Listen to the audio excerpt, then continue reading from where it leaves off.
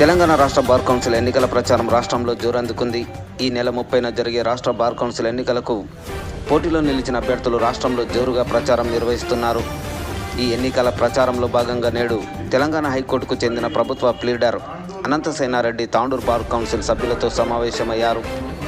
ఈ సందర్భంగా ఆయన మాట్లాడుతూ 14 సంవత్సరాల పాటు తెలంగాణ రాష్ట్ర బార్ అసోసియేషన్ కౌన్సిల్లో సేవలు అందిస్తున్నామని, బార్ కౌన్సిల్ సభ్యుల యొక్క ఎన్నో సమస్యలపై పోరాడి సాధించుకున్నామని తెలిపారు. ఈ ఎన్నికల్లో కూడా ప్రథమ ఓటు వేసి తనకు మరో అవకాశం కల్పించాలని ఆయన కోరారు. ఈ కార్యక్రమంలో తాండూరు బార్ అసోసియేషన్ అధ్యక్షులు అగ్గనూరు శ్రీనివాస్, ప్రధాన కార్యదర్శి చంద్రశేఖర్ రెడ్డి, సీనియర్ అడ్వకేట్లు శ్రీనివాస్ రెడ్డి, పి రామరెడ్డి, గోపాల్తో పాటు అసోసియేషన్ సభ్యులు తదితరులు పాల్గొన్నారు.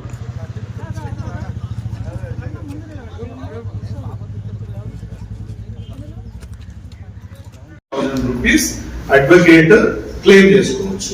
వెల్ఫేర్ ఫండ్ లో మెంబర్షిప్ ఉన్న వాళ్ళకే ఈ వెసులుబాటు ఉంటుంది.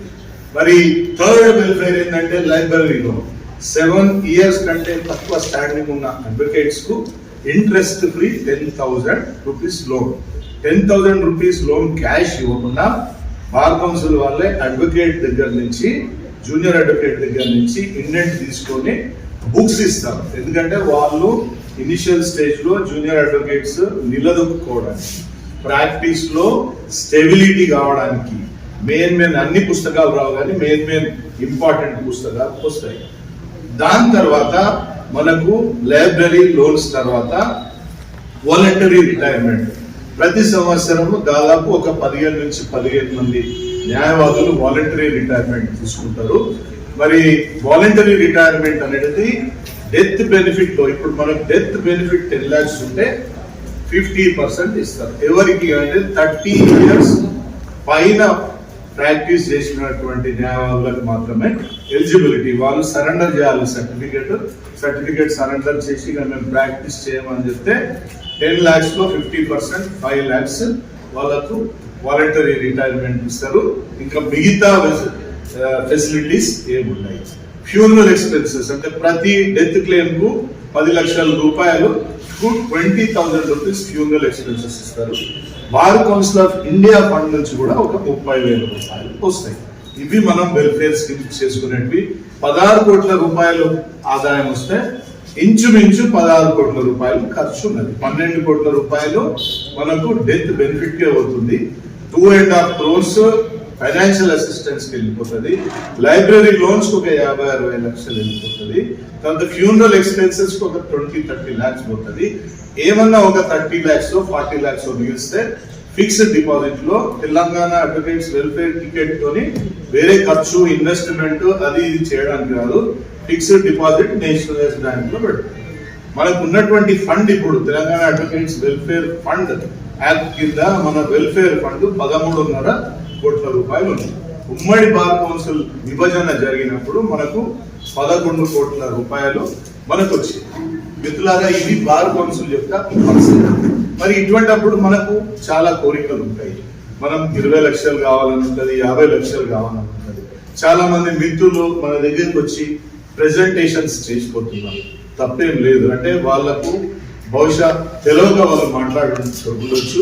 As a senior bar council member గా నేను 2012 నుంచి మెంబర్ గా పనిచేస్తున్నా కాబట్టి వెల్ఫేర్ ఫండ్ కమిటీలో నేను ట్రెజరర్ను. వెల్ఫేర్ ఫండ్ కమిటీ అనేది ఒక ఆషామాషి కమిటీ కాదు. అందులో chairman of bar council will be the head of the welfare fund committee. Advocate general ఒక మెంబర్ ఉంటాడు, రిజిస్ట్రార్ జనరల్ ఆఫ్ హైకోర్టు ఒక మెంబర్ ఉంటాడు, లా సెక్రటరీ ఆఫ్ ది గవర్నమెంట్ ఒక మెంబర్ ఉంటాడు, 3 సీనియర్ బార్ కౌన్సిల్ మెంబర్స్ ఉంటారు. ఆ 3లో నేను అందులో ట్రెజరర్ గా 7 years పనిచేసినాను. అదే విధంగా డిసిప్లినరీ కమిటీ చైర్మన్ గా కూడా నేను పనిచేసినాను. నాకున్నటువంటి వివిధ హోదాలలో ఎక్స్పీరియన్స్ ను బట్టి నాకు నా వెల్ విషర్స్ అందరు కూడా మరొకసారి సీనియర్ బార్ కౌన్సిల్ మెంబర్ గా మీరు ఉన్నారు కాబట్టి మీరు కాంటాక్ట్ చేస్తే మంచిగా ఉంటుంది అని చెప్పేస్తే ఓకే అని చెప్పేసి నేను బరిలో ఉండి తాండూరుకు రావడం జరిగింది. ఇది 3వసారి మీ మద్దతు కోరడానికి, మీ సపోర్ట్ కోరడానికి, మీ ఫస్ట్ ప్రిఫరెన్స్ ఓట్ కోరడానికి ఇక్కడ రావడం జరిగింది. నేను ఇంతకుముందు చెప్పినట్టు చాలా మంది మన మిత్రులు ప్రెజెంటేషన్స్ ఇస్తా ఉన్నారు. కానీ వాస్తవం ఏంటంటే బార్ కౌన్సిల్ మన సోర్స్ ఆఫ్ ఇన్కమ్ ఏంది, మనం ఖర్చు పెట్టేది ఏంది అనే దాని మీదనే నడుస్తుంది. గవర్నమెంట్ మనకు డబ్బులు ఇస్తే డెఫినెట్ గా వెల్ఫేర్ స్కీమ్స్ మనం చేసుకోవచ్చు. మిత్రులారా, నేను 2011లో కాంటాక్ట్ చేసినప్పుడు తాండూర్ బార్ అసోసియేషన్కి వచ్చి నేను ఒకటే చెప్పిన, ఎటువంటి ప్రామిసెస్ చేయలేదు. మానిటర్గా అది చేస్తా ఇది చేస్తా అని నేను చెప్పలేదు. నేను అడ్వకేట్స్ అసోసియేషన్స్ అందరికీ అందుబాటులో ఉంటా, ఒక ఫోన్ కాల్ మీద రీచ్ అవుతా, నేను సర్వీస్ చేస్తాను, సర్వీస్ ఓరియంటెడ్ గా ఉంటా అని చెప్పిన. నేను నాకు బాగా గుర్తుంది, అన్ని బార్ అసోసియేషన్ల నేను అదే మాట చెప్పిన. అదే విధంగా ఎన్నికైన బార్ కౌన్సిల్ మెంబర్స్ తోని, చైర్మన్ తోని కోఆర్డినేట్ చేసుకొని బార్ కౌన్సిల్ పరిధిలోనే నేను వర్క్ చేస్తానని చెప్పిన. గత 10 సంవత్సరాల నుంచి 12 సంవత్సరాల నుంచి అదే విధంగా చేస్తున్నా. ఫ్యూచర్ లో కూడా నేను ఏం హామీ ఇయ్యదలుచుకోలేదు. ఒకటే హామీ ఇస్తా, ఏంటంటే నేను మీకు అందరికీ అందుబాటులో ఉంటా, మీకు అందరికీ రీచ్ లో ఉంటా. అడ్వకేట్స్ ప్రొఫెషన్ పరంగా కానీ, అడ్వకేట్స్ మెడిక్లెయిమ్ పాలసీ క్లెయిమ్స్ సంబంధించి కానీ, బార్ కౌన్సిల్లో ఎటువంటి సమస్యలు ఉన్నా కానీ, తాండూర్ బార్ అసోసియేషన్ కు హైకోర్టులో ఏమైనా సమస్యలు ఉంటే ఇన్ఫ్రాస్ట్రక్చర్ కానీ, బిల్డింగ్ కానీ, సపోర్ట్ ముఖ్యంగా ఏర్పడడానికి కానీ 100% నేను సహాయం అందిస్తానని చెప్పేసి హామీ ఇస్తున్నాను. అంతే తప్ప నేను ప్లాట్లు ఇస్తానో, లేకపోతే ఇల్లు ఇస్తానో, లేకపోతే 50 లక్షల రూపాయలు నేను ఏదో చేస్తాను అని చెప్పాల్సిన పని అయితే నాకు లేదు. ఆ ప్రామిసెస్ నేను చేయదలుచుకోలేదు. ఈ రోజు కొత్తగా ఎన్నికలు వచ్చినాయని నేను కాంటాక్ట్ చేస్తలేను. యాజ్ ఎ సీనియర్ మెంబర్ గా ఎక్స్పీరియన్స్ ఉన్నది కాబట్టి ఫ్యూచర్ లో మీకు అందరు కూడా తెలుసు, 2018లో జరిగినటువంటి బార్ కౌన్సిల్ ఎన్నికల్లో తెలంగాణ రాష్ట్రంలోనే మొట్టమొదటి స్థానంలో నన్ను మీరు అందరు కలిసి గెలిపించారు. 25 మందిలో మొట్టమొదటి స్థానం ఫస్ట్ ప్రిఫరెన్స్ ఓట్లలోనే మీరందరూ కలిసి నన్ను బయటేసారు. నా గొప్పతనం కాదు, తాండూర్, వికారాబాద్, పరిగి, చేవెళ్ళ, కొడంగల్ ప్రాంతాల గొప్పతనం. ఈ ఓట్లు కౌంటింగ్ వచ్చేసరికి నేను పైకి వెళ్ళిపోయి 25 మందిలో టాప్ లో ఉన్నా. ఆ టాప్ లో ఉన్నా కాబట్టి నేను ఈ 7 సంవత్సరాలు నేను మీకు సర్వీస్ చేయగలిగిన. దయచేసి నా విన్నపం ఏంటంటే, మళ్ళీ కూడా ఇక్కడ నుంచి పెద్ద ఎత్తున నాకు సపోర్ట్ చేయండి, ఫస్ట్ ప్రిఫరెన్స్ ఓట్ చేయండి. నేను వచ్చే 5 సంవత్సరాలలో తప్పకుండా మీకు అందుబాటులో ఉంటా, సపోర్ట్ ఏర్పాటు చేసి తీరుతా అని చెప్పేసి ఈ సభ. దానికి మీ అందరి కోఆపరేషన్ కూడా కావాలి. ఇక్కడ ఉన్నటువంటి సీనియర్ న్యాయవాదులు, జూనియర్ న్యాయవాదులు అందరం కలిసి మనం పోరాడదాం. నాకైతే 100% నమ్మకం ఉన్నది. మంచి స్థానంలో పోయినసారి గెలిపించినట్టు నన్ను గెలిపిస్తే నేను సీనియర్ మెంబర్లలో నేను 2వ. నాకు మంచి అవకాశం వచ్చే ఛాన్స్ ఉంటుంది. తప్పకుండా ఒక మంచి పొజిషన్ ఉంటే తెలంగాణ హైకోర్టులో మనకు ఒక సే ఉంటుంది. మనకు మంచి అడ్మినిస్ట్రేటివ్ జడ్జి, హైకోర్టు జడ్జెస్ తోని ర్యాపో ఉన్నప్పుడు బార్ అసోసియేషన్స్ కు కావాల్సిన అన్ని కూడా మనం ఈజీగా ఏర్పాటు చేసుకోవచ్చు. దయచేసి నా రిక్వెస్ట్ ఏంటంటే, ఇక్కడ 100 మంది వస్తున్నారు, 203 మంది మనం కాంటాక్ట్ చేస్తున్నారు. 203 మెంబర్స్. 203 మెంబర్స్ లో ఒక 100 మంది అన్న తాండూర్ బార్ అసోసియేషన్ వస్తారు. మీరు ప్రతి ఒక్కరు వచ్చి ఎటువంటి వ్యక్తి అనేది మీరు గమనించండి. గత 20 సంవత్సరాల నుంచి 10 సంవత్సరాల నుంచి మీకు ఎవరు సర్వీస్ చేసిండు అనేది ఒక్కసారి గమనించండి. నా మటుకు అయితే 2004లో నేను ఫస్ట్ టైం ఇక్కడ ఓట్ ఏమని రిక్వెస్ట్ చేయడానికి వచ్చిన. మీకు తెలుసు, నన్ను మీరు అందరూ కలిసి రంగారెడ్డి జిల్లా, ఉమ్మడి రంగారెడ్డి జిల్లా బార్ అసోసియేషన్ ప్రధాన కార్యదర్శిగా గెలిపించారు. ఆ క్యాంపెయిన్ లో కూడా అప్పుడు 1 ఓట్ 1 బార్ లేకుంటే 2004లో పరిగి, తాండూర్, వికారాబాద్, చెవెళ్ళకు సంబంధించిన న్యాయవాదులందరికీ ఎల్బీ నగర్ కోర్టులో మెంబర్షిప్ ఉండే. మీ సపోర్ట్ తోనే నేను ఆ రోజు గెలిచిన.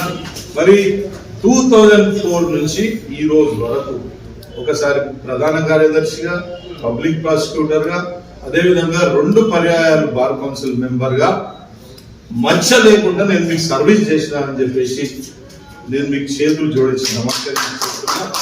నేను అనంత్ సేన్ రెడ్డి ఈ డిసిప్లిన్ వచ్చింది. మరి తాండూర్ ప్రాంతం వెనుకబడిన ప్రాంతమైన ఇక్కడ number of cases sub court jurisdiction కు సంబంధించినవి పెండింగ్లో ఉన్నాయి. మరి ఇక్కడ ఏర్పాటు కావాల్సిన అవసరం ఉందని ఆ రోజు జస్టిస్ నగేష్ భీమపాత్ర గారు మన అడ్మినిస్ట్రేటివ్ జడ్జి గారికి రిప్రజెంటేషన్ ఇవ్వడం జరిగింది. స్వయాన మీటింగ్లో, పబ్లిక్ మీటింగ్లో నేను రిక్వెస్ట్ చేయడం జరిగింది. మరి అదేవిధంగా ఈరోజు కూడా తాండూరు న్యాయవాద మిత్రులందరికీ నేను హామీ ఇస్తున్నా, తప్పకుండా ప్రముఖ పాత్ర నేను వహిస్తా సపోర్ట్ తీసుకురావడానికి ఈ సందర్భంగా మీకు మనవి చేస్తాను. అయితే సపోర్ట్ రావడానికి కావాల్సినటువంటి కేసులు అవన్నీ కూడా ఒక స్టాటిస్టిక్స్ ప్రకారంగా మనం రెడీ చేసుకుంటే మళ్ళీ మనం రిప్రజెంటేషన్ పెట్టి హైకోర్టులో మూవ్ చేయించి మరి హైకోర్టు నుంచి it is fit for establishment of senior civil judge court అనే రిపోర్ట్ తీసుకొని గవర్నమెంట్ పంపిస్తే మనకు డెఫినెట్గా శాంక్షన్ అవుతుంది. అందులో మీ అందరితో పాటు ప్రముఖ పాత్ర పోషిస్తానని నేను ఈ సందర్భంగా తెలియజేస్తా ఉన్నాను. అయితే చిన్న చిన్న అపోహలు, ఎలక్షన్స్ వస్తున్నాయి కాబట్టి రకరకాల వదంతులు వస్తుంటాయి. సపోర్ట్ రాకపోవడానికి కారణాలు అవన్నీ కూడా అంటే విశ్లేషణ చేసుకుంటూ దానికి ఎవరో కారణము, వాళ్ళ కారణం, వీళ్ళ కారణం అనేది తప్పు. దానికి ఎవరో కారణం కాదు. ఇక్కడ ఉన్నటువంటి అంటే ఆ రోజు ఉన్నటువంటి స్టాటిస్టిక్స్ ప్రకారంగా మనకు ఎలిజిబిలిటీ లేదు అని చెప్పేసి ఒక నిర్ణయం జరిగింది. ఇప్పుడు మనం డెఫినెట్గా స్టాటిస్టిక్స్ మెరుగుపరచుకుంటాం.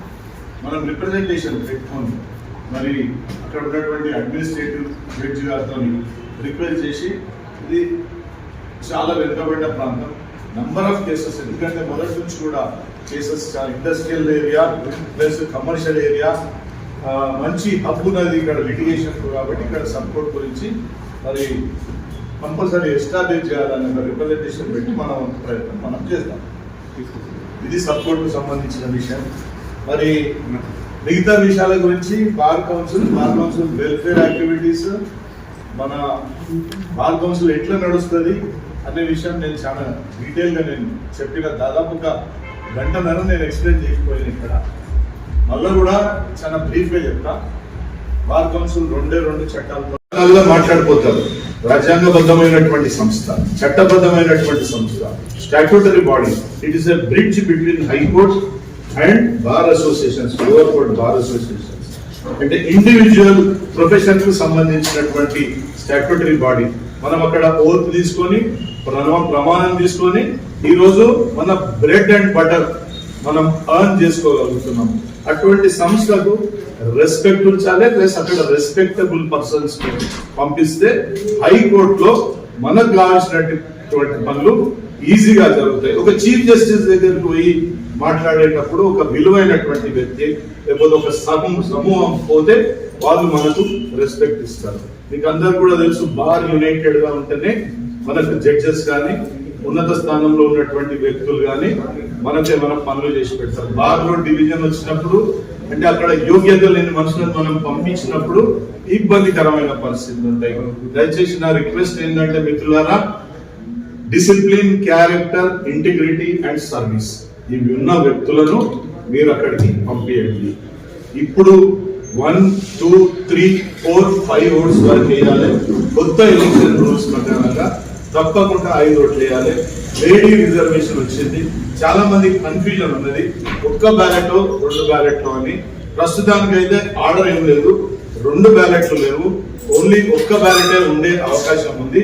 ఒక్క బ్యాలెట్ లో మీకు తెలుసు 30% రిజర్వేషన్. 30% రిజర్వేషన్ లో 5 ఆర్ ఎలక్టెడ్. అంటే 30% రిజర్వేషన్ అంటే 7.5. 7.5 బార్ కౌన్సిల్ ఆఫ్ ఇండియా ఏం చేసింది, 7 అని రిజర్వ్ చేసింది ఉమెన్ కు. 5 ఎలక్టెడ్, 2 కార్పొరేషన్. 7 పోతే 25 మందిలో 18 ఉంటాయి. 18 జనరల్ కేటగిరీలకు వస్తాయి. అందులో లేడీస్ ప్రాసెస్ అంటే మొదలు ఫస్ట్ ఓట్స్ అన్ని కౌంట్ చేస్తారు. కౌంట్ చేసిన తర్వాత total votes, fold oats, valid votes divided by 25 cut off ఉంటుంది. లాస్ట్ టైం 600 ఓట్లు ఉండే, నాకు 716 ఓట్లు వచ్చినాయి. అంటే ఫస్ట్ ఓట్స్ కౌంట్ లోనే నేను 600 దాటి పైకి వెళ్ళిపోయినా. అట్లా ముగ్గురం, నేను, గండమోహన్ రావు, నరసింహారెడ్డి గారు. ఆ తర్వాత ఎలిమినేషన్ ఓట్ 2 అని ఎవరికి రాస్తే వాళ్ళకు పోయి ఆ ఓటు పడుతుంది, కౌంట్ అవుతుంది. అట్లా ఎలిమినేషన్ ప్రాసెస్ లో 18 మెంబర్స్ తీస్తారు. తీసిన తర్వాత మిగిలిన వాళ్ళు ఉంటారు కదా 203 మైనస్ 18, అందులో లేడీస్ ఎంత మంది ఉంటే అంతమంది 1, 2, 3, 4, 5 టాప్ ఓట్స్ వాళ్ళని డిక్లేర్ చేస్తారు. ఇప్పుడు ఉన్న పరిస్థితి అది, ఒకటే బ్యాలెట్. ఓఎన్ఈ 1 అనేది ఒకరికి వేయాలి. మనకు కన్ఫ్యూజ్ అయిపోతాం, అరే 30% లేడీస్ రిజర్వేషన్ ఉంది కదా, అక్కడ ఒకటి ఇక్కడ ఒకటి వేద్దామని. అట్లా నడవద్దు, ఇన్వాలిడ్ అయిపోతుంది. ప్రిఫరెన్షియల్ సిస్టమ్ ఆఫ్ ఓటింగ్ లో ఓఎన్ఈ 1 ఒకటే ఉంటది. ఓఎన్ఈ 1 జెంట్స్ కన్నా వేయొచ్చు, లేడీస్ మనకన్నా ఉమెన్ కన్నా జెంట్స్ ఎవరికన్నా వేయొచ్చు. 1, 2, 3, 4, 5 ఓఎన్ డిజిట్స్ వేస్తే ఇన్వాలిడ్ అయితే మీకు అంతా తెలుసు. జూనియర్ అడ్వకేట్ ఎవరైనా ఉంటే కూడా మీరు తెలుసుకోండి. ఓఎన్ఈ 1, TWO2, THRE 3, FOUR 5 వరకు వేయాలి. 4 వేస్తే కూడా నేను అనుకుంటా అలా బ్యాలెట్ లో క్లియర్ గా రాసి ఉంటుంది. 4 వేస్తే కూడా ఇన్వాలిడ్ అవుతుంది. 5 ఓట్స్ కంపల్సరీ వేయాలి. 5 to ఓపిక ఉంటే 18, 5 to 18 ఓట్స్ వేయాలి. ప్లస్ 5 మళ్ళా 5 to 23 వేయాలి. ఎందుకంటే లేడీస్ కూడా అందులోకి వస్తారు. 2 ఆప్షన్ ఉంటాయి. కాబట్టి మిత్రులారా, ఇన్స్ట్రక్షన్స్ అన్ని ఫాలో కండి. మరి లాస్ట్ టైం మీరు చెప్తున్నారు 1680 పైచిలకు ఓట్లు ఇన్వాలిడ్ అయిపోయినాయి. మనం ఇంటెలెక్చువల్ సొసైటీకి సంబంధించిన వ్యక్తులం. ఆ పోలైన 19,000 ఓట్లలో 1680 ఓట్లు ఇన్వాలిడ్ అయింది. దయచేసి ఇన్వాలిడ్ కాకుండా చూసుకోండి. ఓఎన్ఈ 1, TWO2 అని రాయండి. మరి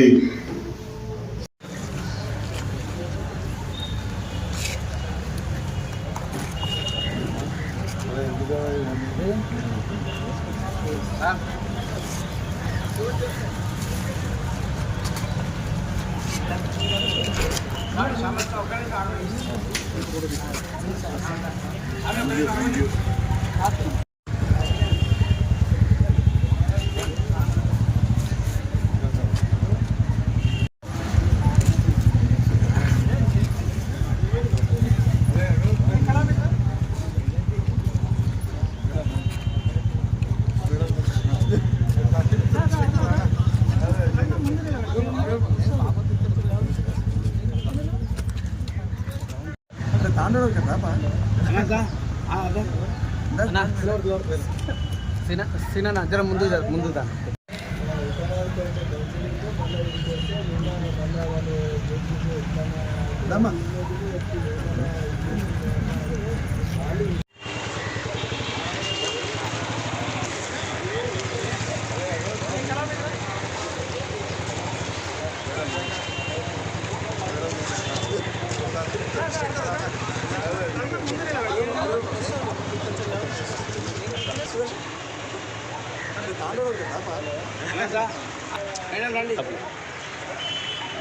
మేడం వస్తుంది.